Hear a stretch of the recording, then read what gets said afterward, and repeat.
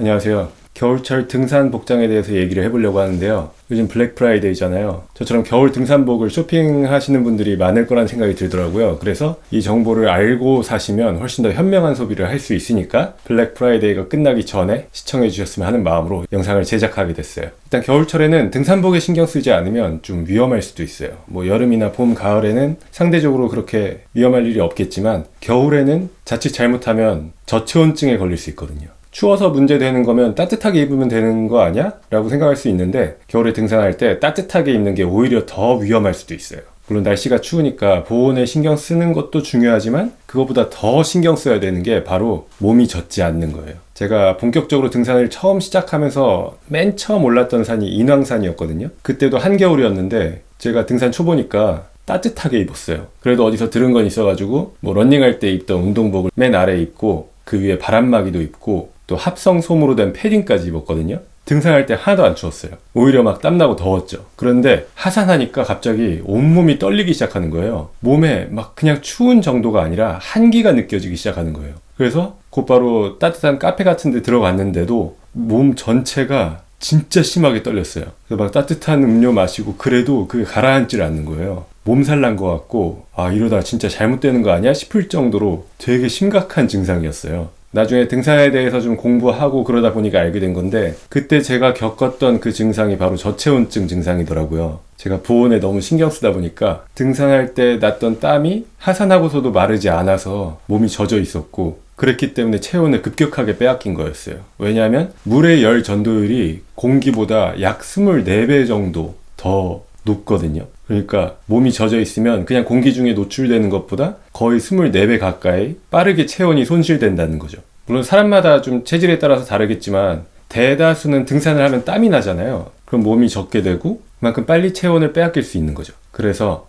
어떻게 하면 내 몸에서 난 땀을 최대한 내 몸으로부터 분리하냐. 그러니까 어떻게 하면 내 몸을 최대한 젖어 있지 않게 만드냐가 겨울철 등산복에서 꼭 신경 써야 되는 핵심이에요. 그러면 겨울에는 어떤 옷을 입어야 될까요? 그게 좀 이해하기 복잡할 수도 있는데 그 원리만 이해하면 되게 쉽거든요. 아니야, 쉽다기보다는 그래도 원리만 알면 내 몸에 맞는 등산복이 어떤 건지 하나하나 찾아갈 수 있게 돼요. 저는 레이어링 시스템에 대해서 알 필요가 있는데 이거는 다른 유튜브에서도 많이 다루고 있는 건데 제가 한 번 더 제 방식대로 설명을 해드릴게요. 레이어링 시스템이라는 건 뭐냐면 우리가 입는 옷을 베이스 레이어, 미들 레이어, 아우터 레이어로 나눠서 환경에 따라서 추위에 따라서 한 겹 한 겹씩 더 입는 거예요. 그러니까 옷 하나로 패딩 하나로 다 해결하려고 하는 게 아니라 상황에 맞는 옷을 겹겹이 레이어를 쌓듯이 입는다는 거죠. 그런데 이 레이어 시스템이 제품군의 분류라기보다는 각 레이어가 분담하는 역할로 이해하면 되게 쉽거든요.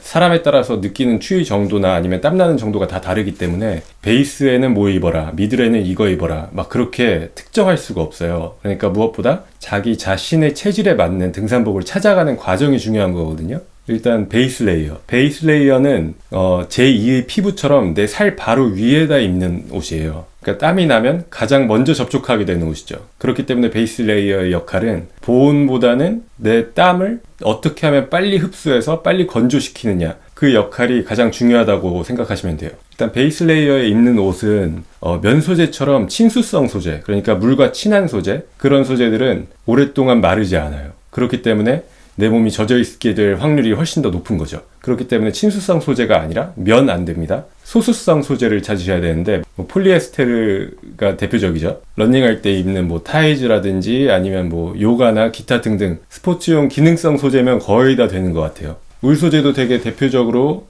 베이스 레이어로 많이 활용되는 소재인데 폴리 소재에 비해서 냄새가 훨씬 덜 나고 따뜻하고 물도 빨리 증발시킬 수 있기 때문에 굉장히 좋은 소재예요. 그런데 저 같은 경우에는 울 소재는 좀 무게감이 느껴져서 잘 안 입게 되더라고요.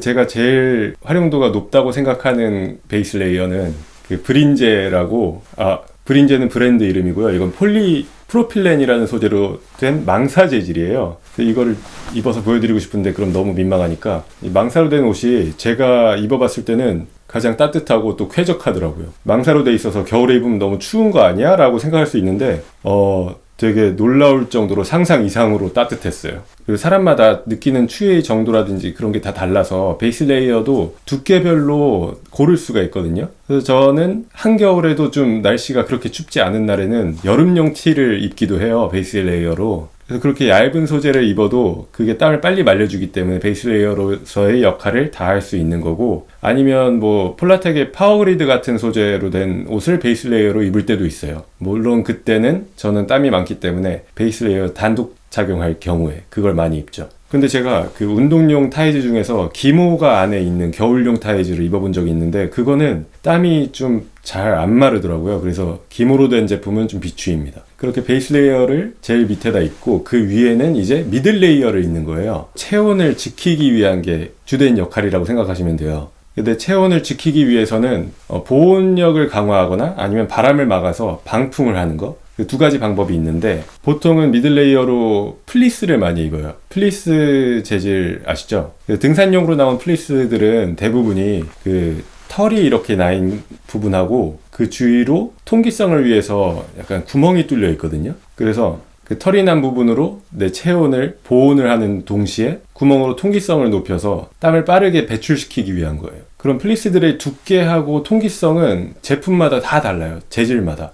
보통 등산용 플리스로 제일 유명하다고 생각하는 이 파타고니아 R1 제품 있잖아요. 근데 저한테는 이건 좀 많이 덥더라고요. 이거는 한 영하 20도 정도 이하로 내려갔을 때, 그럴 때 딱 적당했고요. 그보다 따뜻할 때는 저한테는 너무 더웠어요. 그리고 또 유명한 게 폴라텍에서 나온, 또 역시 폴라텍이죠, 알파 다이렉트라는 원단으로 된 제품인데 이건 보시면 좀 더 구멍이 더 많이 뚫려 있어요. 더 성글성글하게. 물론 이것도 두께별로 좀 여러 종류가 있거든요. 이거는 파타고니아 R1보다는 훨씬 더 제 체질에 맞았던 것 같아요. 이거는 제 경험에 한 영하 10도에서 영상 5도 정도까지는 이건 괜찮았던 것 같아요. 영상 5도는 좀 더웠나? 그런데 이거는 좀 내구성이 좀 걱정돼요. 이걸 직접 만져보시면 아시겠지만 좀 많이 성글성글하게 돼 있어서 배낭 어깨끈이나 그런 데 쓸리면 이 털이 다 빠질 것처럼 돼 있거든요. 걱정돼서 그렇게 등산할 때는 많이 입진 않았던 것 같아요, 이거는. 그리고 요새 옥타라는 소재가 되게 핫하잖아요. 이번에 한번 사서 입어봤는데 아직 한겨울에는 안 입어봤어요. 그런데 이게 영상 17도 정도에 입어도 괜찮더라고요. 그렇게 덥지도 않고 땀도 빨리 마르고, 그리고 내구성도 알파 다이렉트 소재보다는 훨씬 좋아 보이고,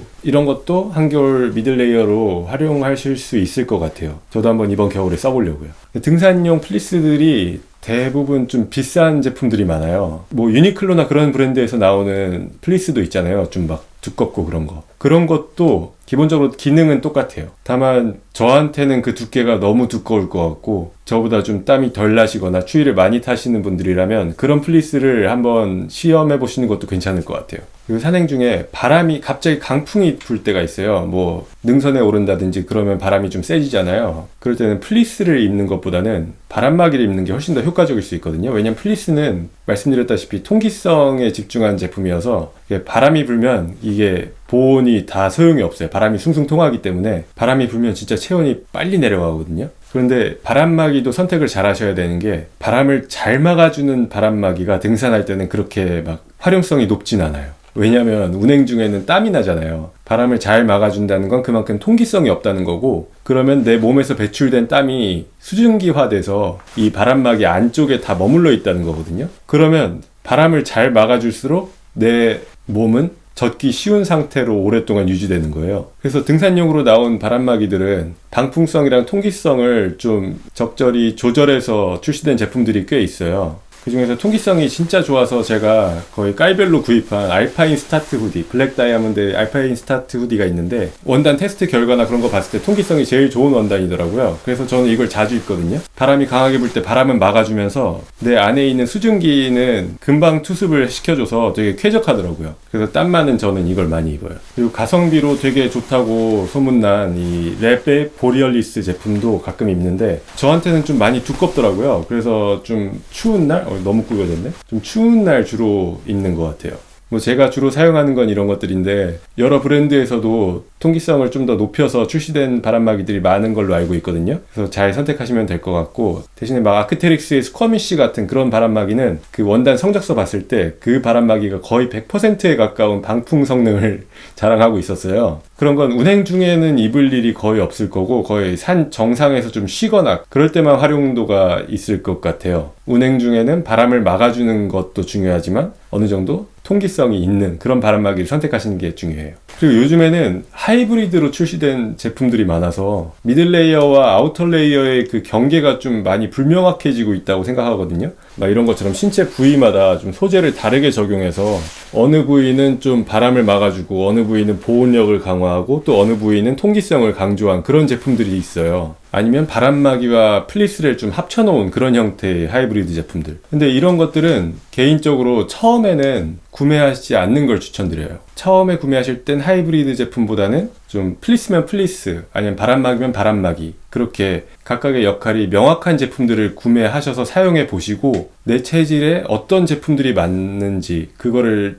좀 많이 이해한 다음에는 이런 하이브리드 제품이 나한테 맞겠다, 그런 걸 아시고 난 다음에 구매하시는 걸 추천드려요. 각각의 역할이 되게 명확히 구분되어 있으면 내가 레이어링을 통해서 그 장단점을 보완할 수 있는데, 하이브리드 제품으로 한 번에 해결하려고 하다 보면 사용하기 좀 애매해질 때가 있거든요. 그러니까 좀 많은 제품들을 경험해 보시고 나한테 이 제품이 맞겠다라는 확신이 드시면 그때 구매하시는 걸 추천드려요. 그리고 이제 아우터 레이어 같은 경우에는 이제 가장 겉에 입는 옷이죠. 아우터 레이어도 뭐 기후나 환경에 따라서 되게 여러 가지 기능들을 내가 적절히 선택해서 구성할 수가 있어요. 뭐 강풍이 불기 시작하면은 아까 말씀드린 그런 바람막이 같은 걸 입을 수 있고, 방풍을 위한 제품들, 비나 눈이 오거나 할 때는 고어텍스 같은 그런 방수 재킷, 소프트쉘하고 하드쉘을 구분하는 걸 제가 예전에 여름 등산복 영상에서 말씀드린 적이 있는데, 저는 그렇게 구분해요. 소프트쉘은 바람을 막아주는 게 주된 역할이고 하드쉘은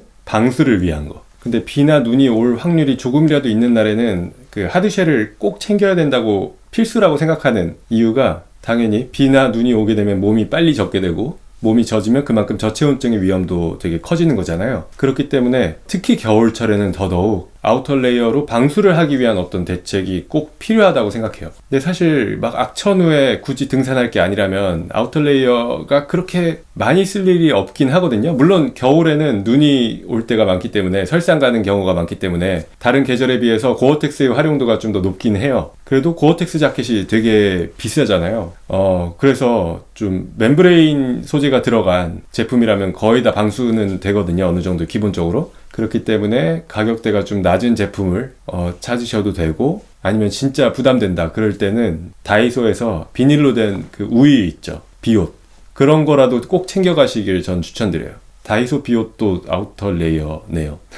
그리고 혹시라도 내가 정상에서 쉬거나 아니면 운행 중이라도 너무 춥다, 좀 보온을 해야 된다, 그럴 때는 아우터 레이어로 합성 솜으로 된 얇은 패딩을 챙겨갈 때도 있어요. 그런데 패딩 중에서 뭐 구스다운, 덕다운처럼 다운 패딩 같은 경우에는 뭐 정상에서 쉴 때 입을 수는 있겠지만 운행용으로는 되게 비추천이에요. 가끔씩 등산하다 보면 경량 패딩 같은 거 입고 등산하시는 분들 많거든요. 근데 그런 천연 소재로 된 패딩은 안에 들어있는 다운이 물에 젖었을 때는 보온력을 상실하게 돼요. 그렇기 때문에 내가 땀이 나서 안에 있는 그 깃털들이 젖는다, 그러면 그거는 패딩으로서의 역할을 못하게 되는 거예요. 그렇기 때문에 운행용으로는 다운 패딩보다는 합성솜으로 된 뭐 프리마 로프트 같은 그런 합성 소재들 있잖아요. 그런 것들은 물에 젖어도 보온력을 그대로 유지하고 있거든요. 그렇기 때문에 그런 합성솜으로 된 패딩을 되게 추천드리는데, 막 이런 아크테릭스 프로톤 헤비웨이트처럼 통기성을 좀 강조한 합성솜 패딩도 있어요. 사실 운행 중에는 이런 통기성이 아무리 좋다고 해도 합성솜 패딩을 입을 일은 거의 없긴 하거든요. 땀이 금방 차기 때문에. 그래도 가끔씩 입어보면 이런 게 확실히 좀 덜 차긴 하더라고요, 땀이. 그래도 이게 그렇게 막 운행 중에 입을 일이 많지는 않기 때문에 거의 쉬는 용도 위주로 사용되기 때문에 되게 저렴한 제품을 구매해도 무방할 것 같아요. 아크테릭스 아톰을 많이 구매하시던데, 근데 아톰 같은 경우에는 원단이 좀 되게 내구성이 약해서 배낭에 마찰이 생기거나 그러면 보풀이 금방 일어나거든요. 그래서 저는 가성비로 무신사 스탠다드에서 나온 아톰처럼 생긴 이런 패딩이 있더라고요, 합성솜으로 된. 이것도 되게 저렴해서 깔별로 여러 개 샀었는데, 물론 운행 중에 입으면 땀이 엄청나게 많이 차지만 겨울에 되게 활용도가 높았어요. 이런 지금까지 말씀드린 미들 레이어나 아니면 아우터 레이어 같은 것들을 겨울에는 되게 부지런히 갈아입어야 돼요. 내가 조금이라도 땀이 날 것 같다? 그럼 바로 미들 레이어 벗고, 좀 추워지는 느낌이 든다? 그럼 바로 또 입어주고, 그거를 귀찮더라도 자주자주 멈춰서서 환경에 따라서 민감하게 반응해주는 게 되게 좋아요. 능선에 올라서 바람이 세질 것 같으면 바람막이를 빨리 챙기고, 배낭 벗어서 꺼내고 입고 그러는 게 진짜 귀찮아요. 저도 너무 귀찮아서 좀 미룰 때가 많거든요. 그런데 겨울산에서 추워지고 땀나서 젖고 그러는 거 진짜 한순간이더라고요. 그리고 하의 같은 경우에는 원리는 상이랑 똑같아요. 근데 하체는 상체만큼 막 온도 변화에 민감하지가 않기 때문에, 물론 사람에 따라 다를 수 있지만 상대적으로 저는 되게 덜 신경 써도 됐던 것 같아요. 이거는 하체는 벗었다 입었다 할 일이 거의 없으니까. 그리고 브린제가 또 이렇게도 나오거든요. 착샷 절대 못 보여주는 브린제. 이걸 베이스 레이어로 입고, 그 위에는 뭐 여름용 바지가 아니면 어떤 바지든 그렇게 큰 문제는 없었어요. 주로 많이 입었던 게 크라트미젠 게레 팬츠나 아니면 룬닥스의 어센틱 2? 이 바지들을 많이 입었는데, 이 원단이 물에 젖기 쉽게 생기긴 했는데 실제로는 설산에서 눈 위에 앉고 그래도 잘 안 젖더라고요.